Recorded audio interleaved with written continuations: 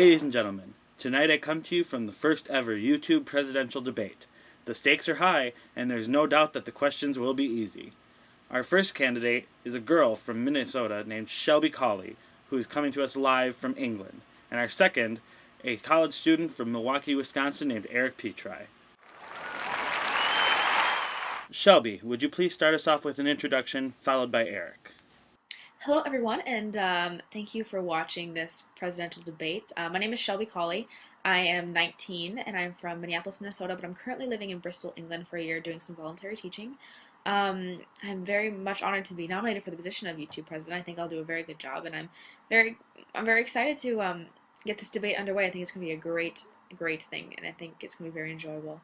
Well, first of all, I'd like to thank the YouTube community for coming together to watch this, and I'd like to thank Alex for moderating, and for my opponent for being here as well. Can I call you Joe? Why are you calling me Joe? Mr. Petri, please stick to your basic introduction. My name is Eric Petri. I am a 24-year-old Caucasian male living in the great city of Milwaukee, Wisconsin. On to our first question of the night. What are your plans to make YouTube's user interface easier to use? Ms. Colley, we'll start with you.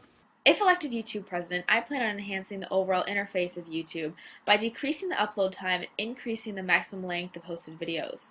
I'd also like to make YouTube less of just a static video hosting website and more of a community.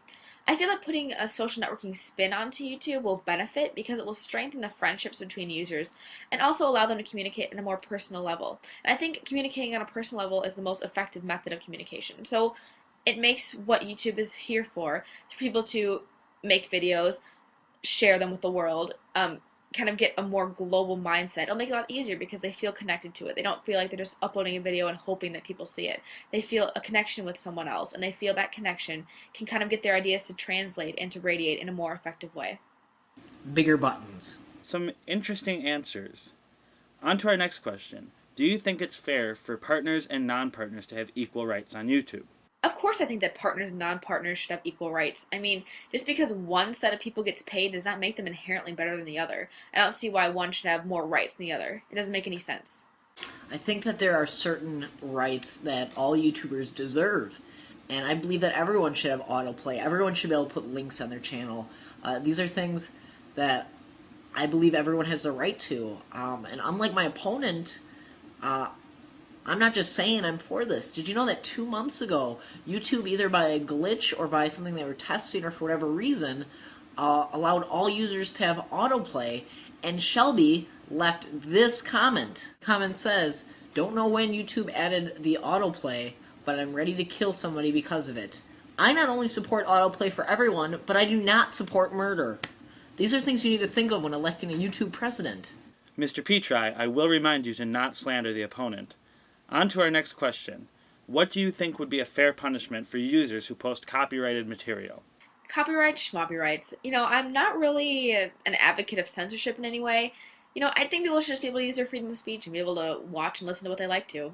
Well, as we all know, Shelby supports stealing, so regardless of what she says, she does not believe these should be punished, because we know that she's stolen the calling your mom during your video bit from me, out of all people.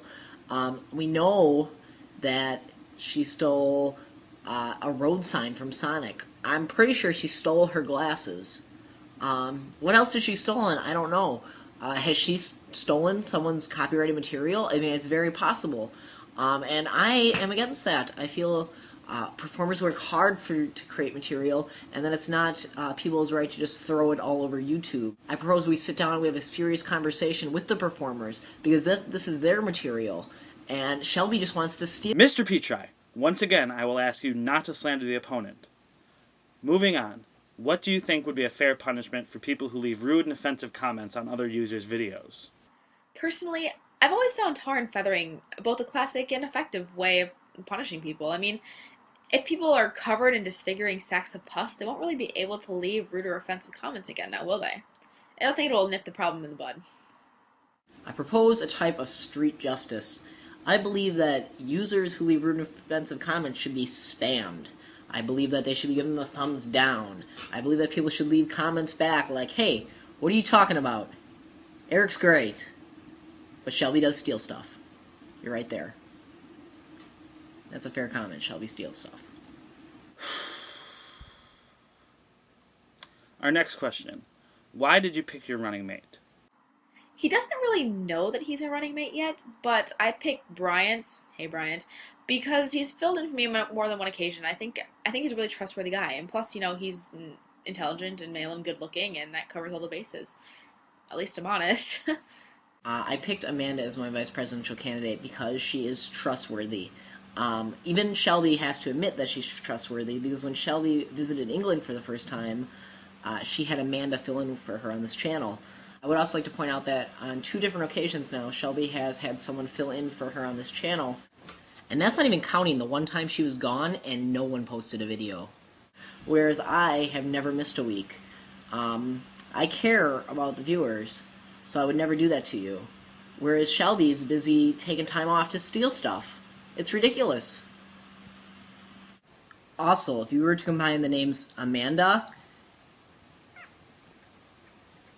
and Eric, you get America, which is something I care deeply about. An interesting point, Mr. Petri. And on to our final question of the night. One of the greatest problems that faces YouTube at the moment is the economic crisis of chocolate rain. What are your plans to solve this problem? Chocolate rain is a very serious issue plaguing the internet at the moment, and there's nothing we can really do to stop our impending doom from rushing forth to crush us. So, if elected YouTube president, I plan on rickrolling the chocolate rain to Australia, where it shall remain until we settle into a nuclear winter. I'm going to keep doing what I've been doing for years, and that's reach across parties' lines to create legislation to make a difference. Maverick. I'm a maverick. An interesting choice of words. Well, YouTube, the choice is yours. Who do you want to be your YouTube president? Vote as a comment to this video, and the results will be given in my video next Friday. Have a great weekend.